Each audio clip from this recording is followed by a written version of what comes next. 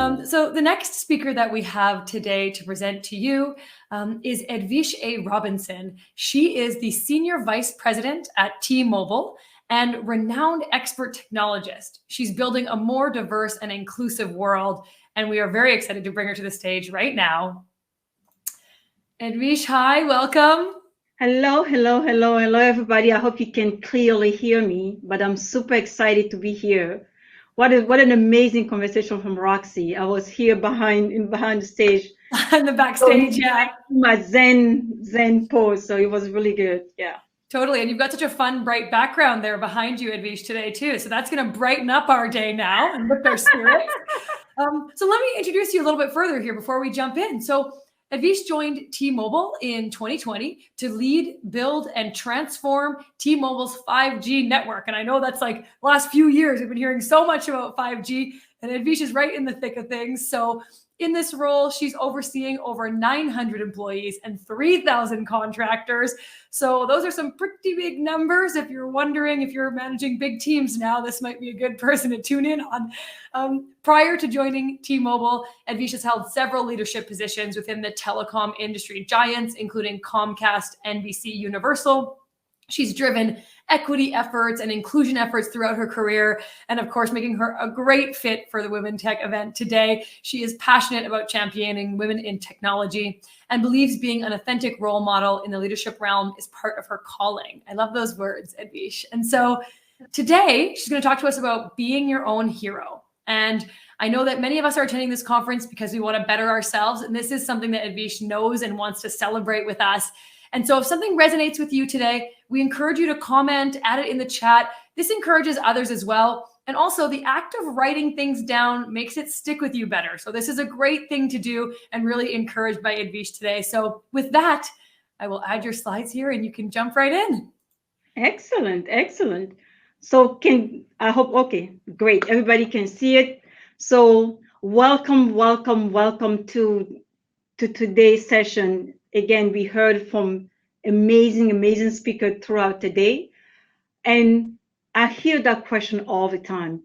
I don't know, I'm trying to see the easy way to click next for my, there you go. I hear from that question all the time from most of you. What it take to be your own hero? What it take to become this hero that everybody's talking about so that I can become you, I can have the strength that you have. And for me, growing up from the Ivory Coast, I'm sorry, those okay, so I think this is the one. Growing up from the Ivory Coast, sharing the meal each morning with my family, and going to school. Sometimes I had to walk 3 or 4 miles in the morning. Imagine a child in the morning walking to school. Sometimes the sun has not even risen yet, and I had to walk holding so tightly to my backpack so that I can make it to school. And I will arrive to school and see other young kid just like me, poor as me, that haven't had a bath for several days. You can imagine the smell in the room, going through the same difficulty that I'm going through. So that was my reality back in the Ivory Coast over several decades ago. And I took that as a strengthening to get me to where I am today. So when somebody asks us what it takes to be your own hero, I say it always starts with the beginning of your life. It always starts with your environment. It always starts with you accepting the card that you have been dealt with and not being a victim. So as a child, I learned early on to get the adapt or die mentality versus being a victim. So I'm hoping that the next few minutes that we're going to spend together, if you don't remember anything that I'm going to share, remember this. Your becoming of the best person that you could be is at the transition, where you decide and how you become. It's that courage that you need in between. So keep that in mind as we're going through the next few slides. But I want that to keep that in the back of your mind as we're moving forward. So subsequently, I became my own hero because I used education as a conduit for me. As a child, I knew that my family was very poor. I knew that we didn't have much. So I dive into education. I dive into key learning that I could do. And that love for education drove me to the public university of the Ivory Coast, where I learned from many of my friends that hey, there's this lottery that's happening and you get to play. Why don't we play it together? So we all enter the lottery, and I won. It wasn't the Powerball, it wasn't the Super Bowl, it wasn't any of that. It was the lottery to win the green card to come to the United States. 30 million people every year play to enter the green card lottery. And when they enter the green card lottery, the 30 million, only 5,000 people are actually selected. So imagine the situation I was in. You play without believing that you're going to win. And then you win. And now I am in my now what moment. Now what? Now what do you do? And back then, it took about probably 6 months' salary for an average person to purchase a ticket from the Ivory Coast to the United States. Obviously, I didn't have the fund. I went to university. So I took all summer working at jobs, trying to save the money that I had, trying to collect the money. I went to the Department of Education. I went to ask for donation from the church. I was frantic, going everywhere because what I thought was not possible became possible. Now I need to make it come true for me. This is an opportunity for me to change my life and my whole family life for the best. So the last few months was all about how I can get funding together. And then it took only to the 11th month and almost 2 weeks before I had to leave that I received the funding that I needed. How crazy is that? And then here I am, ready, 22 years old, about to enter the United States with my English dictionary in my right hand and my suitcase that has all my belongings on my left hand. And I'm trying to figure out what life is about. And that's, to me, the strength that I had when I was working every night or to go back from school to home and every morning from the house all the way to the school. That strength came back in me and basically told me, yes, you can do this.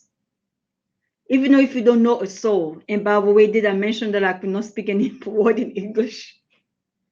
So the dictionary became the best thing that could have happened to me. So I arrived to the United States and I had to figure out, it wasn't because courage was a choice, but in this case, courage was the only option I had.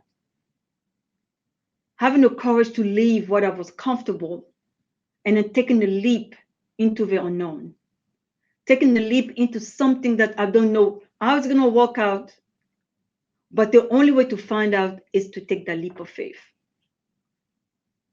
So if somebody asks you how you become your own hero, the first thing is to have the courage to take the leap of faith and embrace the unknown. The courage to believe that if you don't make that effort, who else will make it for you? Think about it. Growing up in a country where there's no running water, playing the green card lottery in the hope that you probably will never win, and then you win. Boom, you know what is there. Then turn around and having to put money together in order to get the ticket to come to the United States. Then not even be able to speak the language.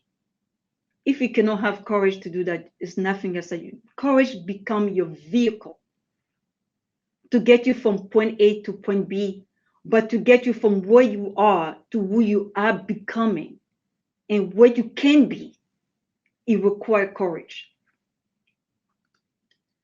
The second thing that it requires is, as you're moving forward, is for you to embrace your uniqueness, right? So you have courage, You jump in, you took the leap.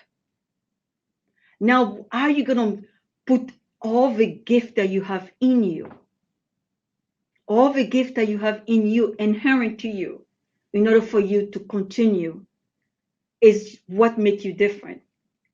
There's nobody on earth like you. You are not repeatable. There's nobody else that will be like you today or any other time. So I always tell my mentees and everybody I work with, there's something very unique about you. Own it. Own it. Don't try to be like somebody else, because when you own it, you are in your own lane. Just like the sun and the moon, right? I love this. I love that analogy, because that what does tell me is, for the sun and the moon, they don't have to compete, because they shine on their own time. They figured out how to grow on their own time. And that's what I want for you. I want you to leverage your uniqueness. I want you to shine on your own time. I want you to figure out everything that make you special. I call it the rough edges, right? It's like you know that there's certain thing that once you do, you are in your zen. You feel like you are productive, and nobody else can do it just like you do it. Guess what? Own it.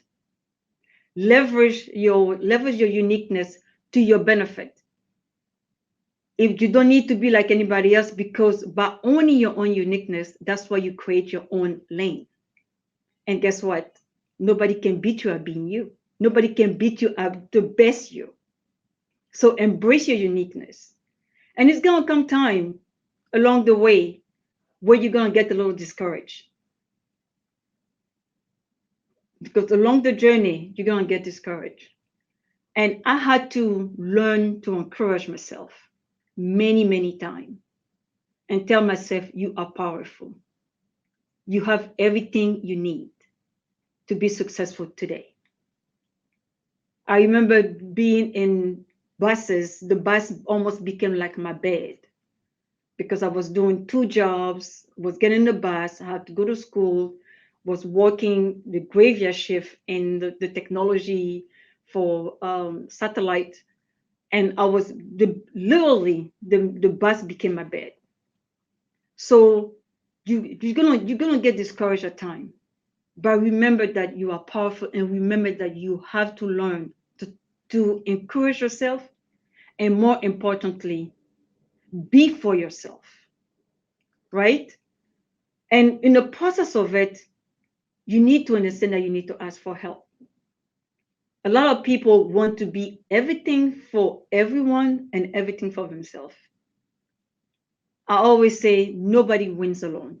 Even Oprah doesn't really know. Beyonce, whoever you want to call their name, they all have someone who's helping them. I love what Sherry said earlier. We need to have each other back. We need to help each other. Asking for help is not being weak. It's because you want to remain strong. Strong so that you can sustain another day. And through that process, it allowed you to fight for yourself, right? We all want to fight for everybody else. I will encourage you to fight for yourself, to persevere. Perseverance is, I love it, I read it somewhere and it stayed with me. Perseverance is showing up again and again and again for yourself, every day. Every day. When you feel like giving up, when you feel the urge of giving up, you show up for yourself. You show up for people around you. You show up every day. You don't give up. When you feel like giving up, you find that inherent strength in you, because your dreams are valid like anybody else on earth. Because you are worth fighting for. If you don't fight for yourself, who else will fight for you? Why not you? Why not you? Who else will fight for you? So remember that everything that we do in our life is because we are worth fighting for. The fact that you're on this earth at this specific moment, this specific season, is because you are here for a purpose. So don't leave this earth without leaving a dent. Don't leave this earth without leaving your mark. There's nobody else like you. So I want to leave you with this. To be your own hero, you have to be willing to embrace the unknown. You have to remember that you are unique and you bring unique gift to this world that nobody else can. You are not repeatable. Let me repeat. You cannot, once you pass away, once you die, there's nobody else that will come on this earth that will be like you. No way. You are not repeatable. So celebrate your uniqueness. And more importantly, believe that you are worth fighting for. I believe that I was worth fighting for. As a child, walking through all the difficulty, each night, even when I was a child, I remember 5 years old, I used to remind myself that I was worth fighting for. I used to encourage myself. To this day, I still do it. I still encourage myself every day, every single day, because I do believe that my dreams are valid. So I want you to believe that your dreams are valid. I'm sharing my story because I want you to start thinking that, yes, you are worth fighting for. I'm sharing my story with everyone because I want people to see that it's possible. It's possible for you too. It was possible for me because I believed that it was. So I acted like this. And it all starts with a decision. You have to decide that your life is not going to be for nothing. You have to decide that you're going to embrace the unknown, celebrate your uniqueness, and fight like hell for yourself. Today, as you mentioned earlier, I am here working as the SVP of the Central Region. I have the largest region in T-Mobile, about 23 states. We have 52 states in the United States. So I have the large majority of the state. I started as a child of God and I remain a child of God. So be your own hero. Never give up.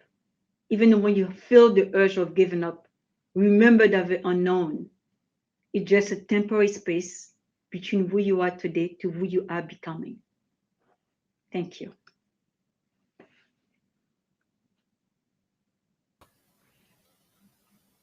Hi, Edwige. Thank you so much.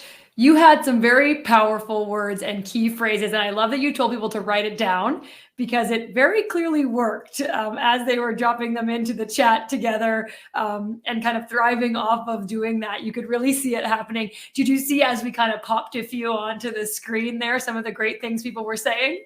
I'm just looking at it now. It's like, I mean, I wanted to take some time for us to really own the conversation and have this conversation together because I really want everybody on this call and everybody that we meet to really dish this victim mentality. Those are the cards that we have been dealt with. That's it. Whatever situation you're in, it doesn't matter if you were born in Africa, you were born in Mexico, whatever you were born, that's fine. That's the card that you have been dealt with. So just own it. Just own it.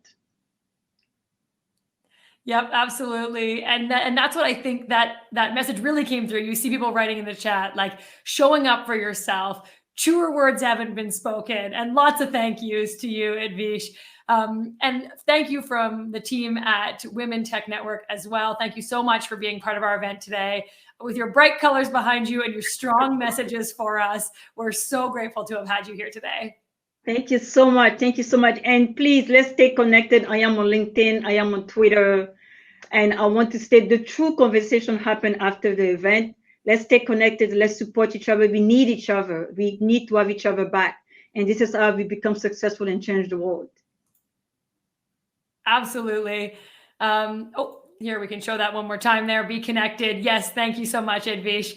And we are going to right away jump into our next speaker. Thanks so much. See you in the chat.